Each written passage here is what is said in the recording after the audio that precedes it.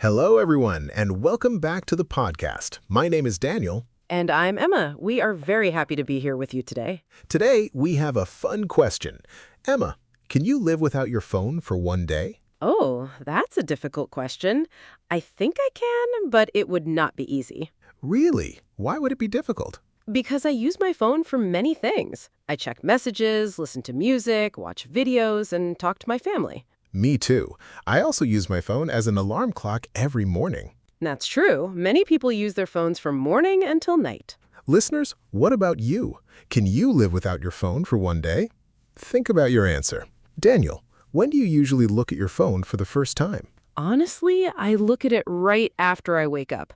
I check the time and then read my messages. I do the same thing. Sometimes I even look at my phone before I get out of bed. I think many people do that. Yes, our phones are like small computers in our pockets. That's a great description. We use our phones to learn, work, and have fun. Let's imagine something. Tomorrow morning, you wake up and your phone is gone for one day. What would you do? First, I would feel surprised. Then I might feel a little worried. Why worried? Because I use my phone to check my schedule and answer messages. I understand. I would miss listening to music. I listen to music every day. Maybe you could sing your favorite songs instead. That's a funny idea, but I don't sing very well. That's okay. Nobody is perfect. If I didn't have my phone, I think I would read a book. That's a wonderful idea. I might go for a walk. A walk sounds nice. We often forget how relaxing it is to spend time away from our screens.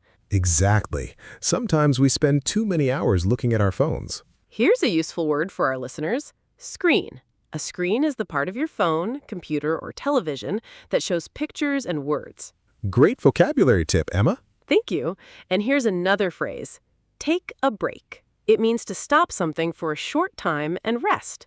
For example, I use my phone every day, but sometimes I take a break from it.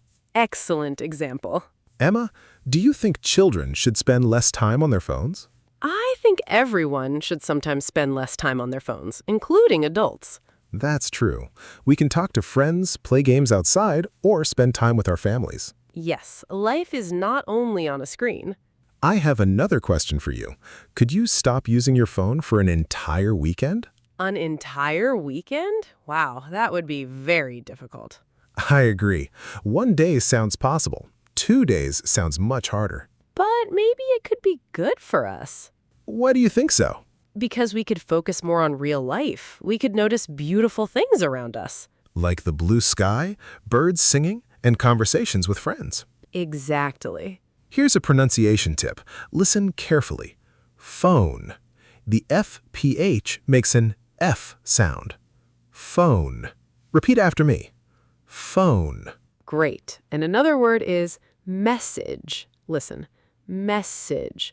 The stress is on the first part of the word, message. Very nice. Daniel, do you think phones make our lives better? Yes, I do.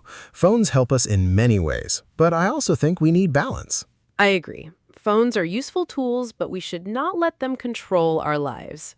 That's an important lesson. Listeners, here's your challenge. Try spending 1 hour today without your phone.